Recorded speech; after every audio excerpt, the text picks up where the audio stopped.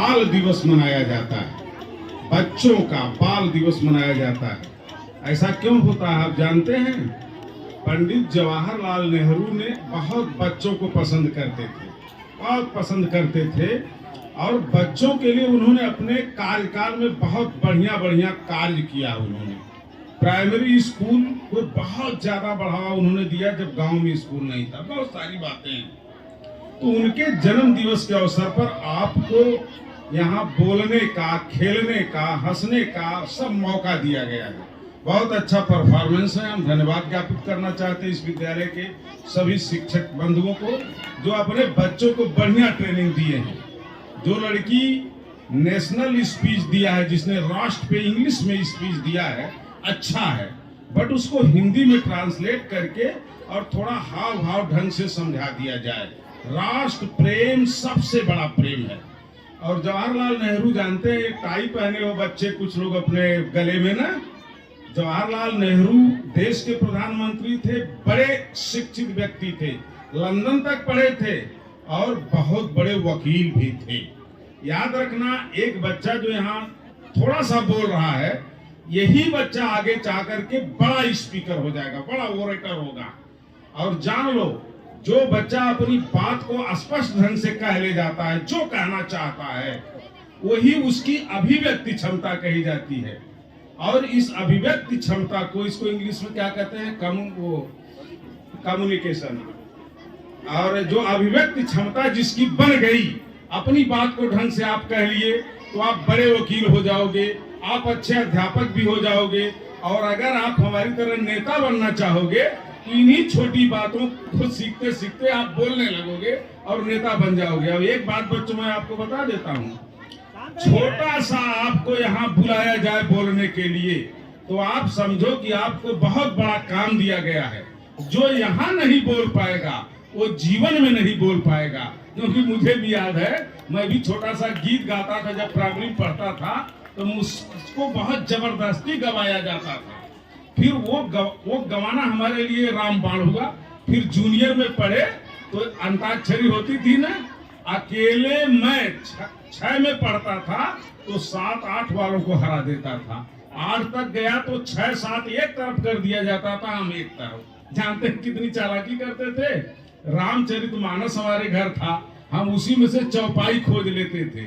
अगर हमको का से कोई कविता कहना है, जवाब देना है, तो का की ऐसी कविता खोजते थे जो जाके बहुत अड़बंग शब्द पे गिरे। अब लोग फेल हो जाते थे और हम रोज चौपाई 2 ठे खोज लेते थे, 4 ठे नहीं और उसको रट डालते थे। और याद रखना, कोई छात्र मैं पुरस्कार दूंगा 100 रुपया। अगली बार जब आप मुझको बुलाइएगा, एक ऐसा छात्र हमको चाहिए जिसको अपने हिंदी के किताब की सारी कविता याद हो, सारी कविता मैं पुरस्कार दूंगा। और क्योंकि मुझे याद रहती थी, मैं याद कर डालता था सारी कविता, चाहे जिस क्लास में पढ़ा। यहाँ तक मैं इंटरमीडिएट तक गया, वहां की भी सारी कविता, चाहे वो रामधारी सिंह दिनकर की कविता हो, महाभारत की वो जो चल रहा महाभारत कारण जल रहा धरित्री का सुहाग पट कुरुक्षेत्र में खेल रही नरके भीतर की कुटिला, कितनी बढ़िया कविता, मैं सब एकदम रट डालता जी।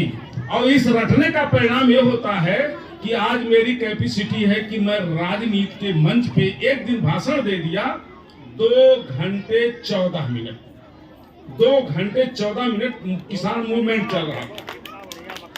और साथी हमारे आश्चर्य में हो गए, बोलने वाले कम थे, लोग आते गए जाते गए। मैं भी अपनी आजमाइश कर रहा था, कहता था कि किसी को बोलना हो तो आओ, नहीं तो मैं अब खड़ा हूं, शाम तक खड़ा रहूंगा। 2 घंटे 14 मिनट लोग घड़ी से देखे और रिकॉर्ड बना। भारत का कोई बड़ा स्पीकर, बड़ा नेता, जो कैबिनेट मिनिस्टर है, गृह मंत्री तक, निर्मला सीतारमण 2 घंटे से जैसे क्रॉस होने लगा तैसे उनको चक्कर आ गया। खासियत यह है कि प्रिंसिपल साहब, मैं आपको बताऊं कि कोई भी नेता बड़ा बोलता है जब, तो वो देख करके स्क्रीन पे ऐसे देखता है, केवल बाँचता है। तो बाँचिए, आप 4 घंटे बाँचिए, बट मेरे हाथ में न कोई कागज था, न मैं चश्मा लगा के बोलता हूं कभी, क्योंकि चश्मा लग गया। बिल्कुल ऐसे ओनली किसान मूवमेंट किसान आंदोलन चल रहा था, जो ये सड़क बनी है, पैसा कम दिया गया, नहीं दिया गया, लाठीचार्ज किया गया। 18 दिन मूवमेंट चलाया गया, तो 2 घंटा 14 मिनट किसान शब्द पे बोलता रह गया। अब किसान की दशा पे तमाम करता है। तो बच्चों, मैं आपका समय नहीं लूंगा, आप जानते हैं कई घंटे से आप उठ चुके हो, बहुत अच्छा है।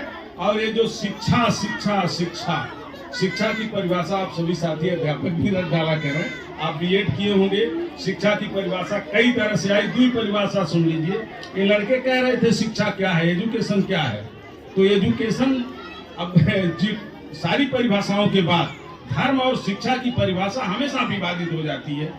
तो सारी परिभाषाओं के बाद टी रेमंड की जो education is defined as the process of development which consist, लंबा है, वो जीवन पर्यंत चलने वाली शिक्षा एक प्रक्रिया है। आज आप 4 लाइन की कविता याद करोगे, फिर आपको 24 लाइन की कविता की जरूरत पड़ेगी, फिर आपको कई पेज की जरूरत पड़ेगी, फिर आप कुमार विश्वास की तरह 1 घंटा बोलता है कुमार विश्वास और 2 लाख रुपया लेता है। एक बिल्कुल घंटे से लेता है। अब पूरे इंडिया में कार्यक्रम चलता है, विदेश तक चलता। क्या है, अभिव्यक्ति की क्षमता बढ़ गई है। कुमार विश्वास धर्म से लेकर के राजनीति, व्यंग से लेकर के हास्य तक एकदम छाप देता है कुछ नहीं, एक हल्का सा प्रोफेसर है। तो बहुत अच्छा है ये कार्यक्रम। और महात्मा गांधी की एक परिभाषा थी, मैं 2-3 बातें बता दूं। जब अंत में शिक्षा की परिभाषा आया महात्मा गांधी के, तो उन्होंने बहुत छोटी परिभाषा दिया, जो उनका व्यक्तित्व था, बड़े धार्मिक थे।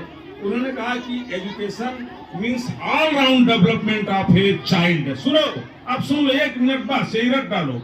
Education means all round development of a child, समझे? बॉडी, माइंड एंड साउंड रटा डालिए इन बच्चों को, body, mind and sound. Body आप समझ रहे हो कि तनकी जबरो बना खाए पी के दुबर पातर ना रहा, दुबर पातर माने क्यों पूछा लनाई जय बोला वो धक्का दे दला हमारी इतना बीता भर का बहुत जेली ला। और माइंड माने जानते हो, माइंड माने देखो अपने दिमाग से कि एक बार कोई कविता बोल दे, प्राचार्य जी एक बार बोल दिया, जन्म ना जाए तो शूद्र संस्कार दुजोत्परा वेद पाठी विप्र ब्रह्मजान अक्षर ब्राह्मण। मैंने कहा एक बार और पंडित जी आप बोल दो, एक बार और बोल दो। 3 बार उन्होंने बोल दिया। हमारे 10 दर्जनों साथी थे, लिखा नहीं गया उस श्लोक को। सुबेदार जी याद रखिए, आपके गांव के जो मर गए शालिग्राम शुक्ला बोले थे बहुत पहले किसी बारात में, हमने कहा लिखूंगा नहीं, ये श्लोक मुझे याद होगा। बहुत सारे इस तरह के उदाहरण हैं। तो माइंड को अंदाजो कि हम कोई एक व्यक्ति बोलता है तो उसको हम कैसे याद कर ले जाएं। तो आपने माइंड की आजमाइश करो। और साउंड माने जानते हो बच्चों क्या होता है? आत्मा। साउंड माने जो आवाज आप कहते हो, आवाज भी है। साउंड माने आवाज, साउंड माने आत्मा। तो आत्मा से ही तो आवाज निकलती है ना। तो 3 चीज का विकास करो ने आत्मा का, तब आप जीवन में सही बोलोगे, न्याय बोलोगे, परिवार में बोलोगे, समाज में बोलोगे और राष्ट्र पे बोलोगे। हम समझते हैं अपनी बात समाप्त करना। बहुत छोटे बच्चे हैं, तो आप समझ लिए ना कि बॉडी, माइंड एंड साउंड तीनों को बढ़ाने का आप प्रयास करो। और समाज में, परिवार में, बच्चों के बीच उदाहरण देते हैं आपको।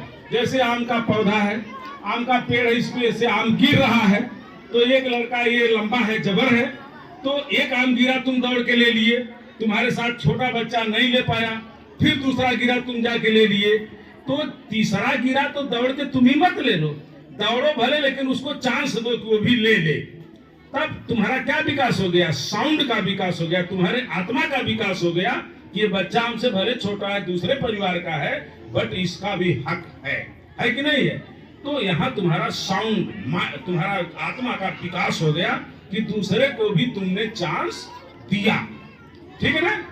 तो इस तरह से बहुत बहुत बेहतर है। जवाहरलाल नेहरू जी को आप याद करो कि बाल दिवस क्यों मनाया गया। छोटी छोटी बात, उन्होंने बड़ा त्याग किया ना। जवाहरलाल नेहरू देखो, राष्ट्र प्रेम, धर्म प्रेम, धर्म जो हमारे यहाँ प्रचलित आप जानते हो, पूजा पाठ, पता नहीं क्यों मेरा तो इससे दूसरा विचार बन गया है। राष्ट्र प्रेम सबसे बड़ा है। अगर हम भगत सिंह का उदाहरण दें तो भगत सिंह कौन था?